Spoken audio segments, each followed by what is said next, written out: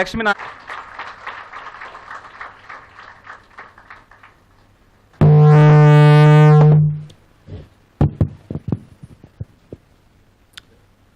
ఒక మంచి కార్యక్రమంలో ఈరోజు పాల్గొనడానికి ఒక అవకాశం దొరికింది. అవకాశాన్ని కల్పించిన శ్రీ ఏడుకొండల గారికి ధన్యవాదాలు తెలియజేస్తున్నాను.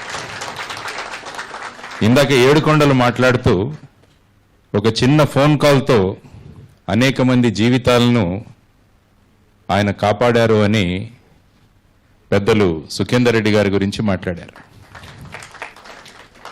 ఎందుకంటే వాళ్ళ పేరులోనే సుఖేందర్ రెడ్డి ఉంది. అంటే ఆయన సుఖాన్ని అందించేవారు, అది కూడా గుత్తగా అందించేవాడు. అంటే చాలా పెద్ద మొత్తంలో అందిస్తారు ఆయన, కాబట్టి ఆయన సార్థక నామధేయుడు అనమాట. కాబట్టి అటువంటి సుఖేందర్ రెడ్డి గారు, ఆ తర్వాత జయప్రకాష్ నారాయణ గారు సమాజాన్ని, యువతను ముఖ్యంగా ముందుకు తీసుకెళ్తూ వాళ్ళలో చైతన్యాన్ని నింపుతూ సమాజం పట్ల చక్కని అవగాహనను పెంచుతూ దేశానికి ఉపయోగపడే పౌరులుగా మార్చాలన్న ఒక సంకల్పంతో ఉన్న జయప్రకాష్ నారాయణ గారు. తమిళనాడులో రజనీకాంత్ ఉంటే మాకు రజనీకాంత్ ఉన్నారని చెప్పేసి మా TV9 రజనీకాంత్ ఉన్నారు. కాబట్టి ఇటువంటి వారంతా సభకు రావడం అన్నది చాలా ముఖ్యమైన విషయం. వివేకానందుల వారు అంటుండేవాడు, ఇనుప శరీరాలు ఉక్కు నరాలు కలిగిన 100 మందిని నాకు ఇవ్వండి, నేను దేశాన్ని మారుస్తానంటారు. కానీ ఇప్పుడు చూస్తే మిషన్లో 1,00,000 మంది ఉన్నారట. అది ఏడుకొండల వారు చెప్పిన విషయం.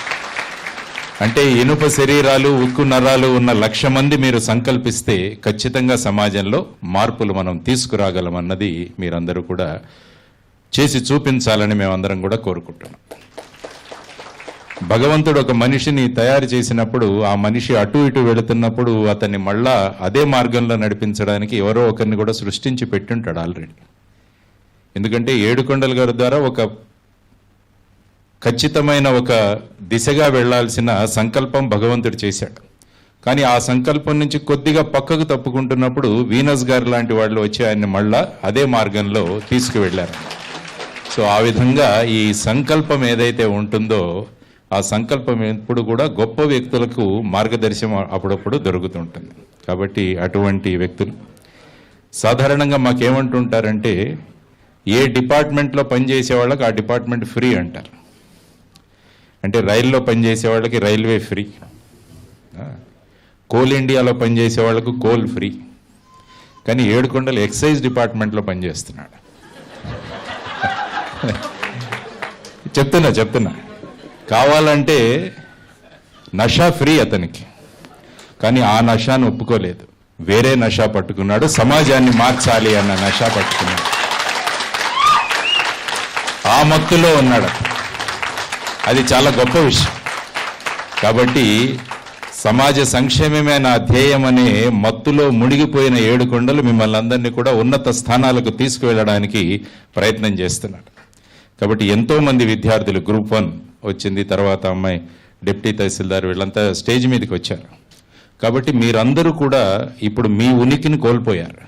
మీరందరూ కూడా ఏడుకొండల గారి శిష్యులు. అందువల్ల మీరు డిపార్ట్మెంట్లో చేసే ప్రతి పని కూడా అది ఆయన మీద రిఫ్లెక్షన్ వస్తుంది. కాబట్టి మీరు మంచి పని చేస్తే ఏడుకొండలు బ్రహ్మాండమైన వారిని సమాజంలోకి ఇచ్చాడని అందరూ అనుకుంటారు. సో ఆ విధంగా మనం అందరం కూడా చక్కని కర్తవ్యాలు అందించడం చాలా అవసరం సమాజానికి. ఎందుకంటే మీ నుంచి ఏదైనా ఒక చిన్న తప్పు జరిగినా ఆ తప్పు మీకు వెళ్ళదు, ఎవరికి వెళుతుంది? ఏడుకొండల గారి దగ్గరికి వెళుతుంది. కాబట్టి మీరందరూ కూడా ఒక సైన్యంలాగా తయారవ్వండి. ఠాగూర్ అని ఒక సినిమా ఉంది. ఆ సినిమాలో ఒక యాంటీ కరప్షన్ ఫోర్స్ ఒకటి తయారు చేస్తారు. మీలాంటి వాళ్ళే ఎక్కడెక్కడ విభాగాల్లో పనిచేసే వాళ్ళందరూ కూడా ఆ విధమైన ఫోర్స్తో మొత్తం ఆ రాష్ట్రంలో ఉన్న పరిస్థితుల్ని మారుస్తారు. సో అదే విధంగా ఇక్కడ కూడా మిషన్ వాళ్ళు ఎక్కడ ఉంటే ఆ ఆఫీసులో అవినీతి ఉండదు అన్నది మీరందరూ కూడా అక్కడ సార్థకం చేయాలి. అప్పుడే ఆయన చేస్తున్న కృషికి నిజమైన ఫలితం సమాజానికి దొరుకుతుందన్నమాట. సో ఆ విధంగా అతను మీ అందరి యొక్క సమాజంలో మీకు కావలసిన గుర్తింపు కోసం ఆయన పనిచేశారు. ఆయన గుర్తింపు కోసం మీరందరూ కూడా ముందుకు రావాలని నేను మనస్ఫూర్తిగా కోరుకుంటున్నాను. ఎందుకంటే వ్యక్తి ఎప్పుడు 4 ధర్మాలు చేయాలి. మొదటిది వచ్చేసి వ్యక్తి ధర్మం. అంటే ఒక వ్యక్తిగా నా కుటుంబాన్ని నేను చూసుకోవాలి. రెండవది వృత్తి ధర్మం. నేను ఏ వృత్తిలో చేస్తున్నానో ఆ వృత్తికి ధర్మం చేయాలి నేను. మూడవది వచ్చేసి సామూహిక ధర్మం. అంటే ఇప్పుడు ఏడుకొండల గారు చేస్తున్నది సామూహిక ధర్మం.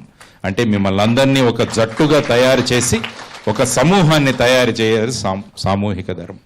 ఫైనల్గా సామాజిక ధర్మం.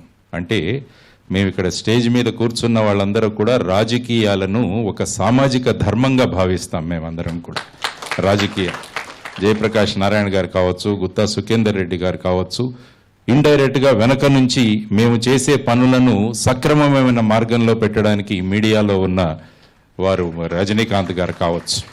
కాబట్టి ఆయన అంచెలంచెలుగా ఎదిగి ఆయన సామాజిక ధర్మం వైపుగా కూడా కొన్ని సంవత్సరాల తర్వాత వెళ్ళాలని నేను కోరుకుంటాను. ఎందుకంటే రాజకీయాల్లో మంచి వ్యక్తులు కావాలి. ఎందుకంటే రాజకీయాల్లో మంచి వ్యక్తులు ఉన్నప్పుడే సమాజానికి, ఎందుకంటే ఇక్కడ చాలా సంస్థలు ఉన్నాయి, ఇప్పుడు ఎన్జిఓలు చాలామంది వచ్చారు స్టేజ్ మీద.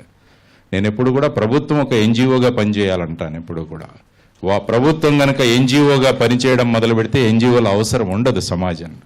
కాబట్టి ఆ విధంగా ఆయన 4వ ధర్మం కూడా నెరవేరుస్తారని మనస్ఫూర్తిగా కోరుకుంటూ, మిషన్ అన్న పేరుతో ఒక గొప్ప ఉద్యమాన్ని ఆయన ముందుకు తీసుకెళ్తూ మిమ్మల్ని అందరినీ కూడా దేశానికి రాష్ట్రానికి ఉపయోగపడే పౌరులుగా తయారు చేస్తున్నందుకు వ్యక్తిగతంగా శ్రీ ఏడుకొండల గారిని, వారి కుటుంబాన్ని ముఖ్యంగా అభినందించాలి. ఎందుకంటే ఏ వ్యక్తి అయినా ముందుకు వెళ్ళాలంటే కుటుంబ సహకారం చాలా అవసరం.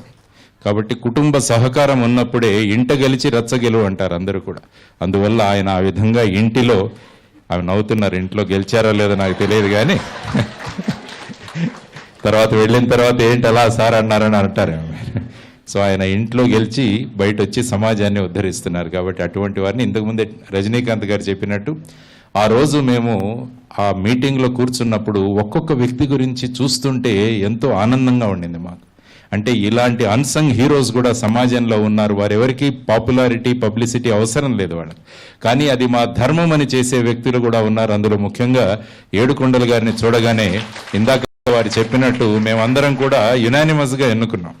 ఎందుకంటే అందులో చాలా మంది వచ్చారు కానీ ఏడుకొండలు అంటే అందరూ ఎస్ అని చెప్పారు. కాబట్టి అటువంటి వ్యక్తిని ఈరోజు మళ్ళా కలవడం, ఆయన ద్వారా మీరందరూ కూడా ముందుకు వెళ్ళడం. ఇందాక వీనస్ గారు మాట్లాడుతూ ఒక మాట చెప్పారు, ఆయన పేజీ పై పేజీ గుర్తుంటుంది అని చెప్పేసి. 5 నిమిషాల్లో ఒక పేజీని ఆయన అలా గుర్తుపెట్టుకునేవాళ్ళని. ఇటువంటి లక్షణం వివేకానందుల వారికి ఉండేది, స్వామి వివేకానందుల వారికి ఉండేది. ఆయన లైబ్రరీ నుంచి పెద్ద పెద్ద పుస్తకాలు తెచ్చుకొని మరుసటి రోజులో రిటర్న్ ఇచ్చేసేవాడు. ఆ లైబ్రరీకి డౌట్ వచ్చింది, ఇతను చదువుతున్నాడా లేదా అని. దానికోసం ఒక పరీక్ష పెడతాడు. ఆయన ఏ పుస్తకంలో ఏ పేజీలో ఏది ఉందో చెప్పమంటే వెంటనే చెప్పేవాడు ఆయన. కాబట్టి అటువంటి ఏకసంధాగ్రాహి, ఫోటోగ్రాఫిక్ మెమరీ అంటాం దాన్ని. అది ఏడుకొండల గారిలో ఉన్నట్టు వీనస్ గారు చెప్పడం జరిగింది. అది మీ అందరికి కూడా వచ్చే అవకాశం ఉంది. ఎందుకంటే మనం చదివేటప్పుడు పూర్తి శ్రద్ధ పెట్టి చదివితే ఏది మర్చిపోం. చదివేటప్పుడు మిగతా విషయాలు ఆలోచిస్తూ చదివితే మనకు ఒక లైనే గుర్తుంటుంది. కాబట్టి ఆ విధంగా మీరు ఫోకస్తో ఆ విధంగా ముందుకు రావాలని, మిషన్ సంస్థకు 9 సంవత్సరాలు నిండింది.